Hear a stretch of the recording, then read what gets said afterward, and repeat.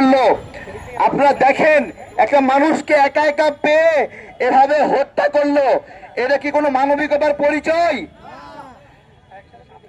আমরা হিন্দু ভাইদেরকে বলছি, আজকে আপনাদেরকে পরিষ্কার করতে হবে ভাই।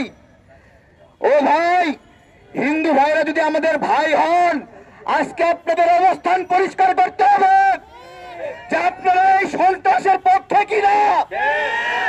আপনাদের গতিপথ নির্ণয় করতে হবে যে আপনারা এই হত্যাকাণ্ডকে সমর্থন করেন কিনা।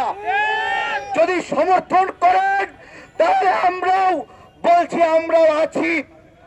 আর যদি সম্প্রীতি চান তাহলে সম্প্রীতি থাকবে। আজকে আমরা মশাল মিছিল করতে চেয়েছিলাম, তারপরে ভাবলাম না, আমরা শান্তির বার্তাটাই দেই, মোমবাতি মিছিলটাই করি। কিন্তু যে ষড়যন্ত্র হচ্ছে বাংলাদেশের বিরুদ্ধে, আজকে উপদেষ্টাদের প্রতি একটা কথা বলতে চাই, আপনারা যদি 625 জন আওয়ামী লীগ নেতাকে ছেড়ে না দিতেন, আর যদি 1000 আওয়ামী সন্ত্রাসীকে গ্রেপ্তার করে তারা জেলখানায় রাখতেন, তাহলে এই ষড়যন্ত্রের মুখোমুখি হতো না। পাহাড়ের হিন্দু নাগরিকরা বলছে, পাহাড়ের নাগরিকরা বলছে, চট্টগ্রামে এই হত্যাকাণ্ডের সঙ্গে আওয়ামী লীগ প্রত্যক্ষ এবং পরোক্ষভাবে জড়িত। এখন হিন্দু ভাইদেরকে পরিষ্কার করতে হবে যে আপনাদের ব্যানারে, সনাতনী ব্যানারে এই আওয়ামী নামের সন্ত্রাসী গোষ্ঠী আরো সন্ত্রাস করবে কিনা। আপনাদের পরিষ্কার করতে হবে আপনারা এই সন্ত্রাসের সঙ্গে নাকি বাংলাদেশের সঙ্গে।